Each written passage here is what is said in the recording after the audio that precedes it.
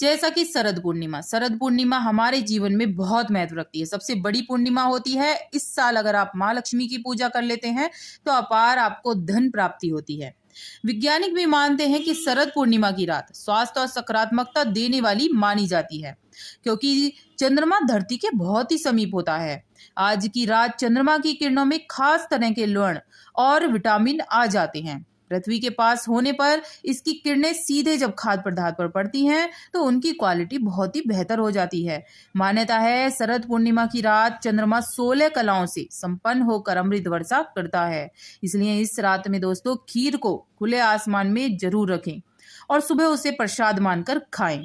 अगर आप ज्यादा देर नहीं रखते हैं तो कम से कम 2 घंटे जरूर रखें दोस्तों। या तो आप पतला, अगर पूरे दिन रखना चाह रहे हैं तो पतला आप कपड़ा उस पर बांध दीजिए जिससे जानवर मुंह ना मारे, या फिर आप चलनी ढककर उस पर कोई भारी चीज ढक दीजिए जिससे किरणें भी जाती रहें चंद्रमा की और आपके कोई जानवर उसमें मुंह ना मारे। तो इस तरह से भी आप कर सकते हैं, नहीं तो 2 घंटे कम से कम आपको जरूर रखनी चाहिए। मान्यता है दोस्तों हर पूर्णिमा की रात चंद्रमा 16 कलाओं से संपन्न होकर अमृत वर्षा करता है। इसलिए इस रात में खीर को खुले आसमान में रखा जाता है और सुबह इसे प्रसाद में खाया जाता है। माना जाता है इससे रोग मुक्ति होती है और उम्र भी लंबी होती है। निरोग तन के रूप में स्वास्थ्य का कभी ना खत्म होने वाला धन दौलत से भरा भंडार हमें मिलता है। खीर में ऊपर से शहद और तुलसी पत्र मिला दें। अब इस खीर को तांबे के साफ बर्तन में रात भर पूर्णिमा की चांदनी रात में खुले आसमान के नीचे ऊपर से जाली नुमा ढक्कन से ढककर छोड़ दें। या तो आप तांबे के पात्र में रख सकते हैं या फिर आप उसको चांदी के पात्र में, बहुत अच्छा माना है तो चांदी के पात्र में बहुत अच्छा माना जाता है, आप उसमें जरूर रखिए। नहीं है तो आप तांबे का, या फिर आप लास्ट में आपको स्टील का ही बचता है, अगर नहीं है तो आप स्टील का ले सकते हैं, नहीं तो आप मिट्टी का भी बर्तन ले सकते हैं। अपने घर की छत पर बैठकर चंद्रमा को अर्घ देकर अब इस खीर को रात्रि जागरण कर रहे दमे के रोगी को प्रातःकाल ब्रह्म मुहूर्त में 4 से 6 बजे के बीच इसका सेवन कराएं। बहुत अच्छा है, मतलब सांस के रोगियों के लिए काफी जो तकलीफ होती है वो सारी खत्म हो जाएंगी।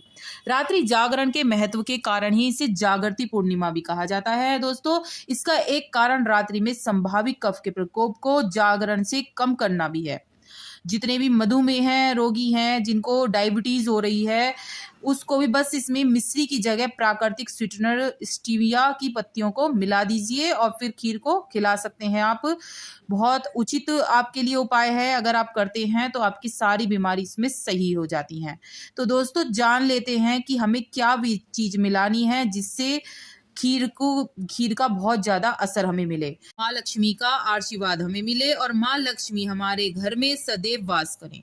दोस्तों खीर के अंदर आपको क्या करना है, आप जैसे कि चांदी का कोई आपके पास जेवर है, कोई अंगूठी है, आपने जो पहन रखी है उसे अच्छी तरह से दोस्तों धो लीजिए और उसके अंदर खीर के अंदर आपको डालनी है, चांदी की या सोने की, आप कुछ भी दोनों में से डाल सकते हैं। इसके अलावा दोस्तों अगर आपके पास चांदी या सोने की भी चीज नहीं है, बहुत से लोगों के पास नहीं भी होती है, कोई बात नहीं, आपके लिए भी उपाय है कि आप 4 लौंग ले लीजिए और 4 लौंग आपको खीर के अंदर डालनी है। अगर आपके पास चांदी और सोने की भी चीज है और लौंग भी है तो आपको एक चांदी या सोने में से कोई सी भी चीज एक डाल दीजिए, दोनों चीज नहीं डालनी है, एक डालिए, या तो सोने की डालिए या आप चांदी की डालिए। उसके अलावा आप 4 लौंग जरूर डालिए, इससे माँ लक्ष्मी खींची हुई आएंगी। दोस्तों धन की कमी आपके घर में कभी नहीं रहने की है, माँ लक्ष्मी की आपके घर में बहुत दया दृष्टि होगी और आपके घर में धन की बरसात होगी। बहुत अचूक उपाय है और अगर आप करेंगे तो आपके जीवन में हमेशा सफलता ही सफलता मिलेगी।